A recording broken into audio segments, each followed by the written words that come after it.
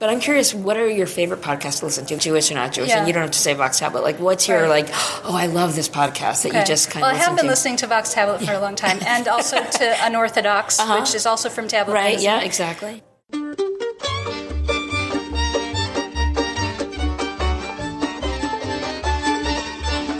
This is The Book of Life. I'm Heidi Rabinowitz. I had a fangirl moment at the 2016 Association of Jewish Libraries Conference in Charleston, South Carolina, when I met Sarah Ivry.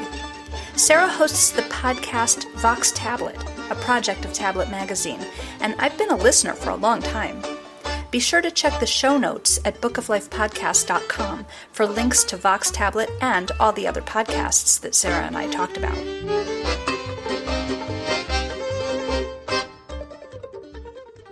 Sarah Ivry of Vox Tablet, yes, from Tablet Magazine. It's a real honor to get to speak to you because I'm a fan of Vox Tablet. I'm a listener. And it's funny to see you in person because I know your voice really well, but I've never met you, so it's kind of weird to see you in the flesh. Well, I'm very honored that you wanted to interview me. I feel like I'm never on this side, and it feels a little nerve-wracking, frankly. So, for those who don't know, explain what Vox Tablet is. So, Vox Tablet is a podcast. It's been around about, I think, 11 years now. That is a product of Tablet Magazine. Originally, it was a product of Nextbook, and then we rebranded as Tablet, and so the podcast also got rebranded. And it's mostly an interview show with writers, filmmakers, musicians, professors, sort of culture makers across the sphere. But also we have reported pieces. We've had kind of audio postcards. Sometimes we've had stories that have been read on our show. And essentially the content has to do with Jewish life and culture, but it's not prescriptive. It's not about observance, unless somebody's written a book about observance, and then we might interview that person. But we're not saying to somebody, this is how you should be Jewish, and this is what you should think about anything from politics or what kind of shoes to wear from a Jewish point of view. We're not that at all. It's more really a cultural podcast, but with a kind of Jewish angle. Mm-hmm. So I was very sad to hear that Vox Tablet is actually wrapping up. Yes, it's just sort of time to move on for different reasons, and so my producer Julie Subrin and I are going to be leaving Tablet for new adventures elsewhere. But we've had a great run. We were sort of pioneers, I think, in the podcast world. We launched in 2005. There were far fewer podcasts then, and people didn't even know what they were, really, and you had to define why it was even called a podcast. And yeah, that's funny because 2005 is when I started the Book of Life also. Oh, really? So, wow. I remember that when people were like, okay, iPod, podcast. Right. Yeah. So what made you decide to start it? That's a great question. I originally started it thinking that it would be a very localized thing just for the synagogue library where I work. I thought I would interview the members of the synagogue and the users of the library about their favorite books. Mm-hmm. And it turned out that when I put a microphone in front of them, they got all shy and they didn't want to talk to me. But I knew a few authors who were happy to talk to me because they needed to promote their books. So I thought, okay, I guess I'll go talk to famous people instead. They were easier to talk to than people I knew. So that was really funny. Yeah. And it very quickly became a fresh air style thing where I interview people similar to what Vox Tablet does, except a little bit more tightly focused on materials that would be in a library. So people who create books or CDs or videos or websites, things that you would access through a library like mine, I talk to the people who create those things and get the backstory. That's neat, yeah. And you've just done it on your own. Right. So that's an interesting difference between the Book of Life and Vox Tablet is the Book of Life, I do it all by myself. I don't have any fancy audio cleanup or any technical support or anything like that. Yeah. Whereas Vox Tablet seems to be produced on kind of a more professional level, and maybe do you have a staff? Yeah, well, we do record in a professional studio, a place called Argo Studios in New York, and the engineer is this guy, Paul Roest. He's really great, and he does a lot of like NPR recordings, and he used to be the guy who would record the Moth podcast. And then I work with this wonderful producer, Julie Subrin, and her background is in public radio. She used to work on this show called The Next Big Thing, which was produced out of WNYC, which is the public radio station in New York. Years ago, I also happened to have worked in public radio at WBUR in Boston as a news writer. So we both came to audio through fairly professional channels, and also the apparatus is definitely professional. But there's something to be said definitely about kind of the DIY model. And I actually saw some posts recently on this thing called the AIR list. AIR is the Association of Independent and Radios. So it's a lot of producers, many public radio producers, but a lot of freelancers too. And people ask all sorts of questions like, what's the best mic to get and for such and such conditions, but also more sort of philosophical questions. And there was a debate going on about the tendency to clean up audio and to strip out ums and coughs. But now maybe there's been a backlash and people want to leave that stuff more in to make it sound more organic. Mm-hmm. But I feel like I hear very few podcasts now which aren't somewhat edited, for better or worse. But I'm curious, what are your favorite podcasts to listen to, Jewish or not Jewish? Yeah. And you don't have to say Vox Tablet. Like, what's your, I love this podcast that you just kind of listen to? Well, I have been listening to Vox Tablet for a long time, and also to Unorthodox, which is also from Tablet Magazine. Yeah, exactly. I used to listen to one that's not being produced anymore called Just One More Book, which was a husband and wife team. They had 2 daughters, and the daughters would beg for just one more book, and the parents were very big readers, and so they would go to a coffee shop and talk about the books they were reading with their kids, and they were very fun. And they were really good at analyzing the books and figuring out what was so great about them. So they were a lot of fun. And then they were also very big in the Canadian podcasting community, and so they actually put on a podcasting convention called Podcasters Without Borders in Canada. So that was very cool. I went to that one time. And I listen to a lot of Doctor Who podcasts because that's my fandom. And are there a lot of Doctor Who podcasts? Oh, there are many, many. Wow, fascinating. Yeah. That's what I kind of love about it. It's like the microcultures that grow up around the medium. Right. Yeah, there's a podcast for everything. Yeah, totally. There's a lot of podcasts that are produced by public radio, which you can, some of them hear both on the radio and a podcast, some that are just a podcast. Those are awesome because it allows you to time shift and you don't have to tune in Saturday at 10 or whatever. But I really do love the independent ones that are just people talking about what they love. Just thinking of the Doctor Who ones, there's this one called The Verity, which is women from a lot of different English-speaking countries who somehow managed to schedule themselves to get together on Skype, and it's morning for one and it's nighttime for another one. Oh, wow. But they get together and they discuss Doctor Who in like an analytical, very highly, smart, critical, feminist way, and it's awesome. And they're just doing it for the love of it. That's so great. I confess that I've never even seen Doctor Who at all, but I want to check that out. What podcasts do you like?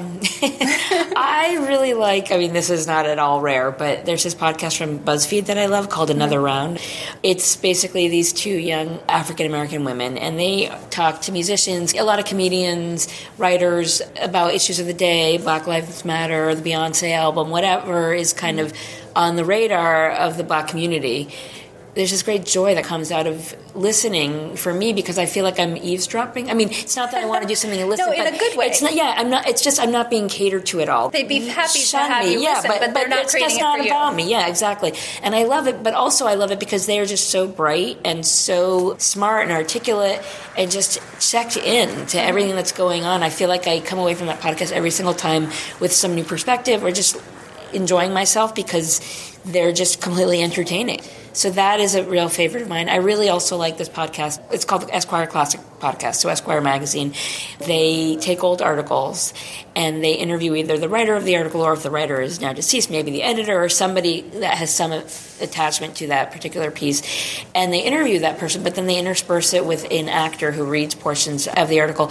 And it's just kind of a great way to repurpose content, but also I've just been struck by how they're able to create a sense of tension in this podcast over events that happened that we all know what the outcome was.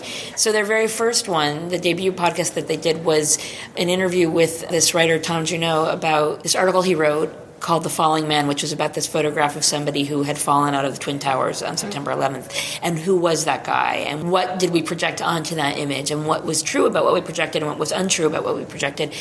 And it was just masterful the way they did it. I was just kind of blown away. So I really love that podcast too. I was just thinking of Code Switch. Have you heard that? Oh, I haven't heard it yet. I really want to hear it. When you were talking about African-American podcasts. I need to listen. As a white person who mostly is among other white people, and also because working in a synagogue, I'm in a really homogeneous society most of the time, among not only other white people, but Jews, Right, mostly yeah. Ashkenazi Jews. Right. So the circle just gets smaller and smaller.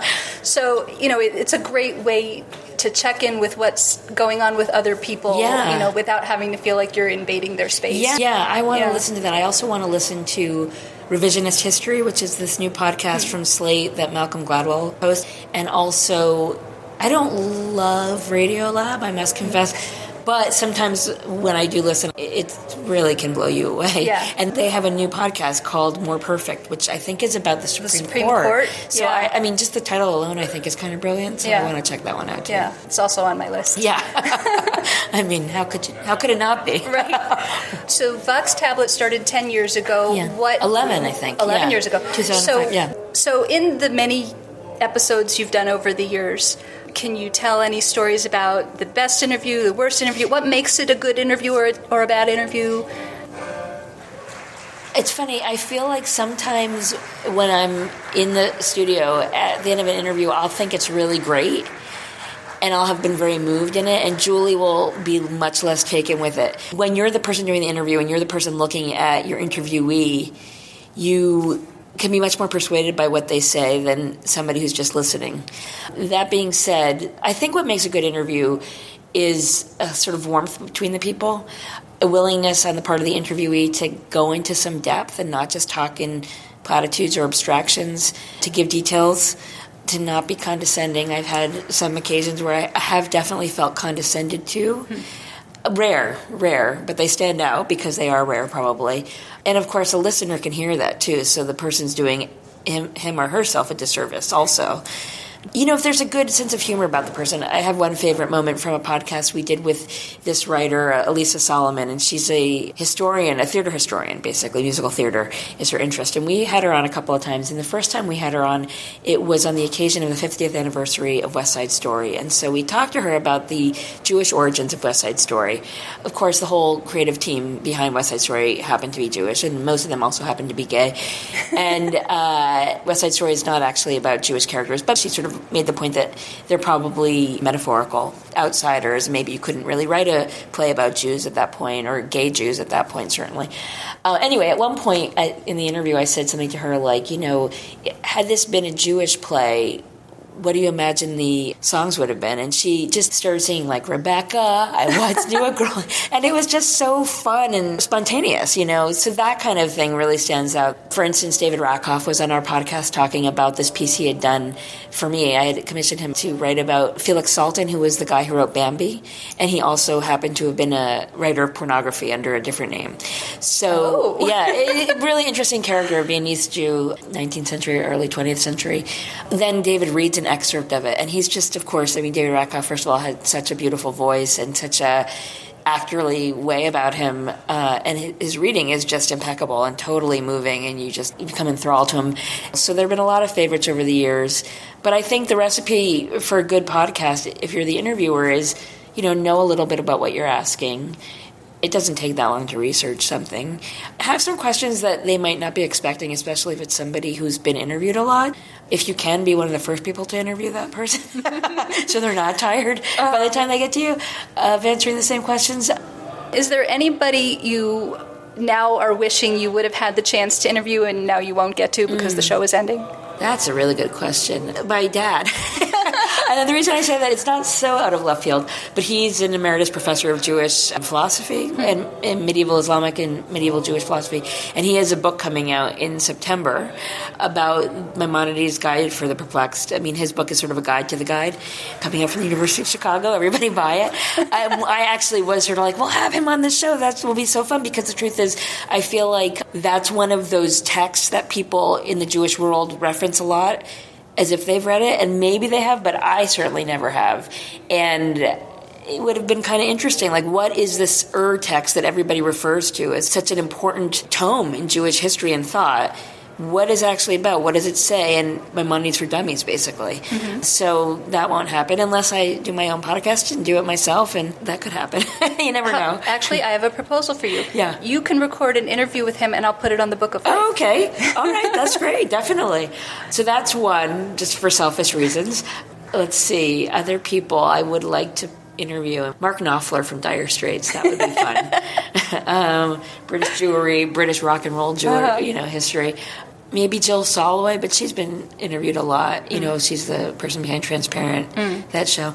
All right, that's a good list. And it's good that you don't have a huge, long list, because then you wouldn't be able to retire from the show. I know. Well, maybe, I may start my own podcast, and then we'll see then. All bets are open.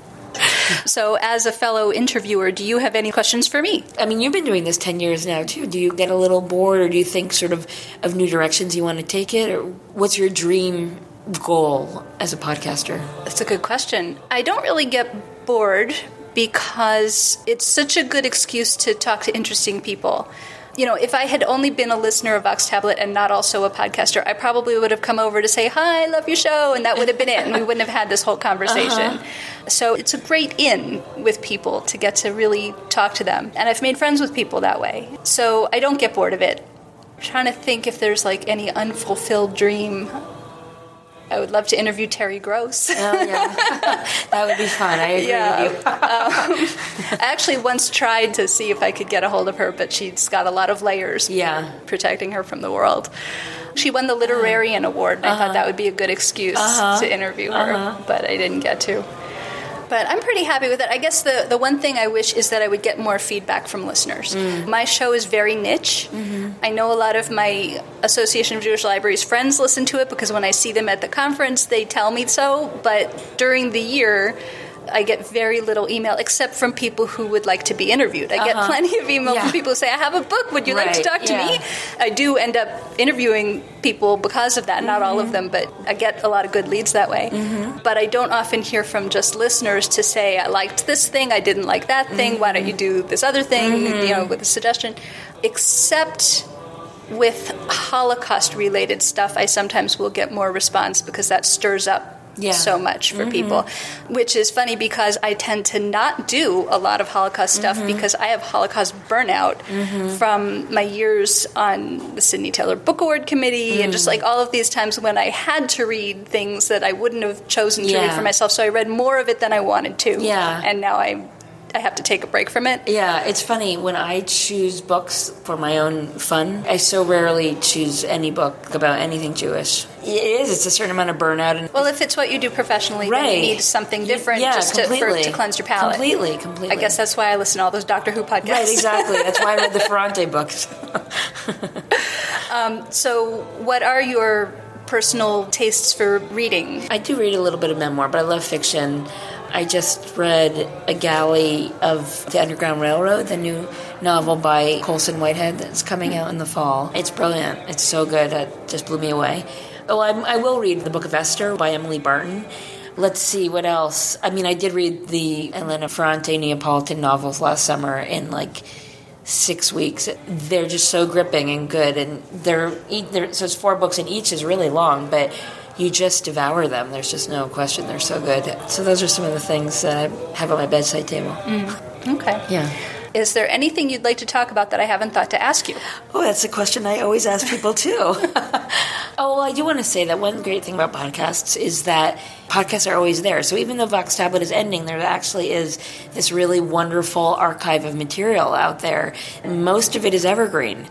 We once interviewed this poet, Joy Ladin, who is transgender, and the way she spoke about learning to walk and to comport herself as a woman was so fascinating, but also her discussion of her relationship to God and feelings of self-hatred that she experienced because of who she was, and learning to then begin to love herself and accept herself for who she was so moving and great. I've listened to that podcast over the years many times because she's just so smart and so articulate. It's like a book that you love. You can always go back to it. And so the Vox Tablet will always be there. So if listeners haven't familiarized themselves, they can. You can go to our site, tabletmag.com. You could go to iTunes and subscribe and listen to old episodes, or Stitcher, or however you want to listen, or Acast. We have a partnership with Acast. Enjoy, because there's a lot of great stuff. Okay, excellent. I feel like there must be a lot more questions I could ask you if I could only think of them. So. Well, you can always, we can make this an ongoing conversation. That would be cool. Okay, great.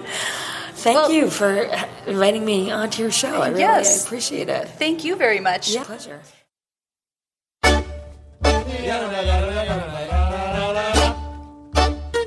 If you enjoy the Book of Life podcast, please become a patron at patreon.com/Book of Life.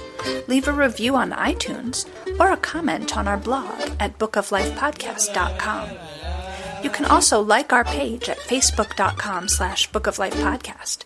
Follow us at twitter.com/Book of Life pod. Email us at bookoflifepodcast@gmail.com or leave us a voicemail at 561-206-2473. The Book of Life is a podcast service of the Feldman Library at Congregation B'nai Israel in Boca Raton, Florida at cbiboca.org and is supported in part by the Association of Jewish Libraries at jewishlibraries.org. Our background music is provided by the Freilach Makers Klezmer String Band. Thanks for listening and happy reading.